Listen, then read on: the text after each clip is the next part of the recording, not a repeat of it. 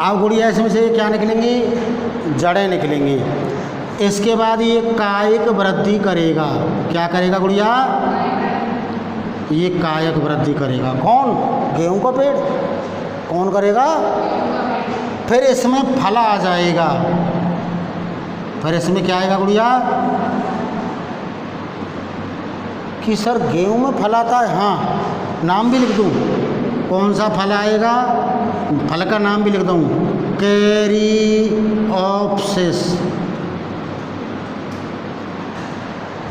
फल का प्रकार क्या है? क्योंकि कहीं कुछ बच्चे तो ये सोच रहे होंगे गेहूं में फल, इसलिए मैं फल का नाम भी लिख देता हूँ। कैरीओप्सिस होता है फल का प्रकार। कौन सा होता है? इसके बाद जब ये कायिक वृद्धि कर लेगा तो बच्चों इसमें पुष्पन होगा और फल आएंगे। क्या होगा? पुष्पन होगा और फल आएंगे। इसके बाद धीरे धीरे निषेचन होगा बीजांडों का, और बीजांड क्या बन जाएंगे? बीज। इसके बाद इस पादप पर बुढ़ापा आ जाएगा, और बुढ़ापे को क्या कहते हैं हम? जीर्णता। कभी पेड़ को बुढ़ा होते हुए देखा है आपने? देखो बच्चों, जब हम बुढ़े होते हैं तो बाल हमारे कैसे होना शुरू हो जाते हैं? तो एक पादप जब जो हरे रंग का पादप है क्लोरोफिल ए के कारण, तो जब कोई पादप अपने क्लोरोफिल ए का ह्रास करता है और वो कैसे रंग का होना शुरू हो जाए? पीले रंग का, तब समझ लो कि अब इसमें जीर्णता आ गई। चाहे कोई पत्ती भी हो, जैसे पत्तियाँ ग्रीन है आपकी और धीरे धीरे करके क्या हो जाएंगी? वो पीली पड़ जाएंगी, तो समझ लो जीर्णता आ गई। या कोई पादप में भी संपूर्ण पादप हो सकती है, जैसे फसली पादपों में संपूर्ण पादप में क्या आती है? जीर्णता। जैसे हमारे बाजरे हैं, गेहूँ हैं, सरसों हैं, पहले हरी ग्रीन होती है, फिर एकदम कैसी हो जाती है? पीली हो जाती है। एकदम कैसी हो जाती है? वो पादप की क्या कहलाती है? जीर्णता। आगे देखो बच्चों, इसके बाद ये क्या बना देगा? बीज। और किसको प्राप्त कर जाएगा? मौत को। किसको प्राप्त कर जाएगा बेटा? अतः अपने मरने से पहले, अपने मरने से पहले ये क्या बना गया? बीज छोड़ गया। क्या छोड़ गया? और बीज ही जो होता है वही क्या होता है? जनन द्रव्य होता है, जिससे आगामी संतति आती है, जिससे उस जाति की वहाँ क्या बनी रहती है? निरंतरता बनी रहती। अब देखो बच्चों, अतः इसी बीज से जो भ्रूणपोष होता है, इसी बीज से प्राप्त भ्रूणपोष आपका क्या होता है गुड़िया? आटा। और इसी की चपाती बना करके आप खाते हो। तो आपको भी भोजन किससे मिल रहा है? मौत से। अतः दुनिया के हर जीव को भोजन जो प्राप्त होता है वो किससे होता है? मौत से। अतः मौत की परिभाषा क्या है? मौत एक वह संसाधन है जो हमें भोजन उपलब्ध कराता है। एक परिभाषा तो लोगों की क्या है कि वो जो जनसंख्या में क्या करता है? कमी आती है। ठीक है भाई, हम घर में हमारे में जब 7 है, एक कोई मर गया तो 6 रह जाएंगे, तो कमी होगी पॉपुलेशन में। दूसरा क्या है? मौत एक वह संसाधन है जो हमें क्या उपलब्ध कराता है? भोजन उपलब्ध कराता है। आगे देखो बेटा, पॉइंट कहाँ पहुँच गए हम? अब देखो गुड़िया, वृद्धि, वो जनन। क्या जनन करना सजीवता का गुण होता है? क्या ये बिल्कुल सत्य है? अतः बच्चों देखो, मैं आपको एक चित्र बना रहा हूँ। क्या बना रहा हूँ? ये श्रमिक मधुमक्खी है। ये क्या है गुड़िया? श्रमिक क्या होती है? मधुमक्खी है। क्या ये संतति उत्पन्न करती है? नहीं। अतः ये जनन नहीं करती। आगे देखो बेटा, अनुर्वर मानव। कैसा मानव? अनुर्वर मानव। ये आपको पढ़ाए जाएंगे। अनुर्वर का मतलब जानते हो आप?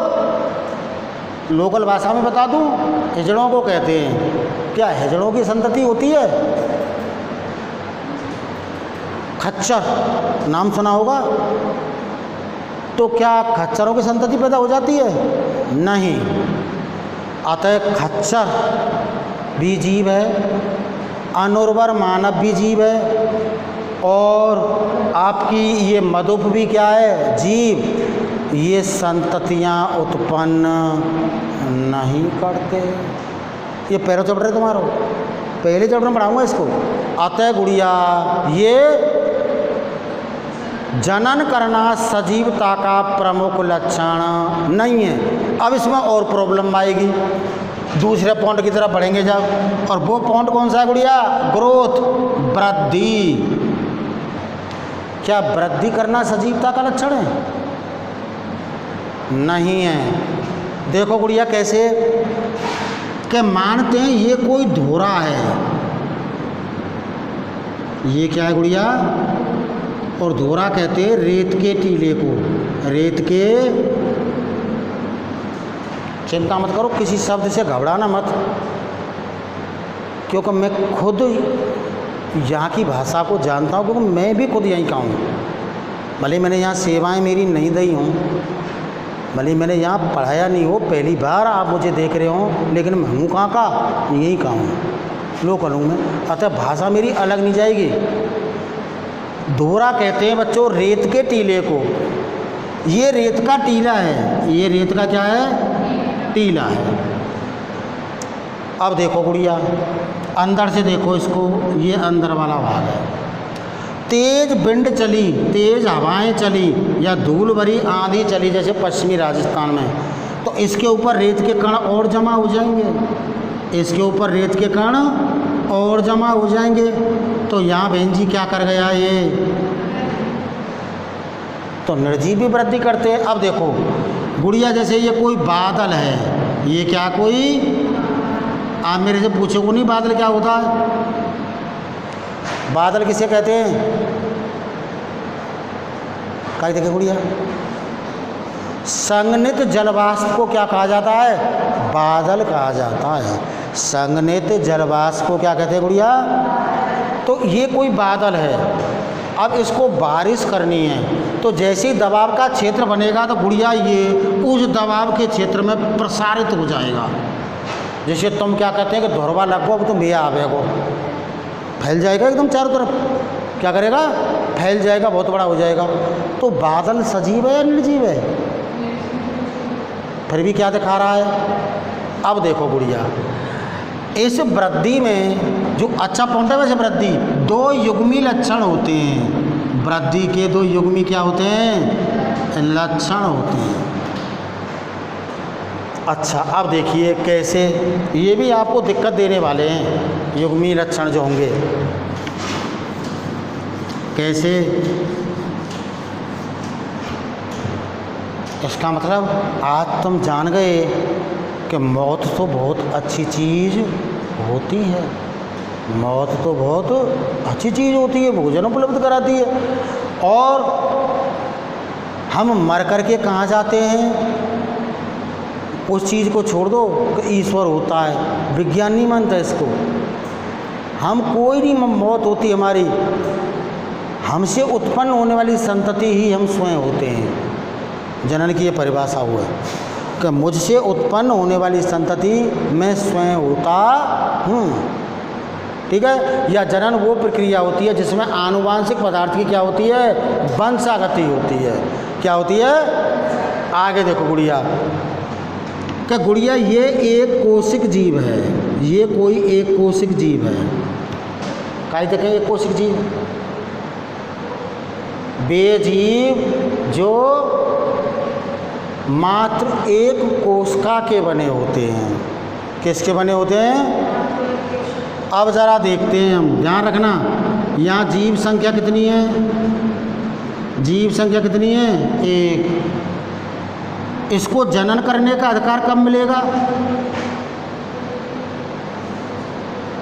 अरे किसी भी जीव को जनन करने का अधिकार कब मिलता है? पहले उसे कायिक वृद्धि करनी होती। ठीक है? तो सबसे पहले ये अपनी कायिक वृद्धि करेगा। कि गुरुजी एक कोशिक जीव कायिक वृद्धि कैसे करेगा? अतः बच्चों ये अपने डीएनए को दोगुणित करेगा। डीएनए को क्या करेगा? और कोशिका द्रव्य की या जीव द्रव्य की मात्रा को भी बढ़ाएगा। और ये एक कोशिक जीव कैसा हो गया? हाँ, दोगुणित हो गया और डीएनए अंश भी दोगुणित हो गया, वृद्धि कर गया। इसके बाद कोश का विभाजन होगा और दो छोटे छोटे संतति जीवों में क्या हो जाएगा? ये बट जाएगा। तो जीव संख्या कितनी थी?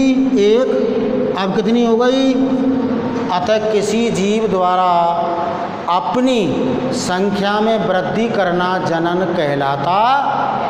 अगर ये भी अमीबा है, ये कौन है? तो ये भी कौन हो गए? तो किसी जीव द्वारा अपने जैसा प्रतिरूप तैयार करना क्या कहलाता है? जनन कहलाता है। इसके अंदर क्या था? आनुवांशिक पदार्थ क्या था? डीएनए। ये पहली पीढ़ी थी, यानी पीढ़ी कौन सी थी? पहली। और ये आपकी जैसे पेरेंट था, ये आपकी फिलियल 2 हो गई, माना कि F1 आएगी या फिर F2 आएगी।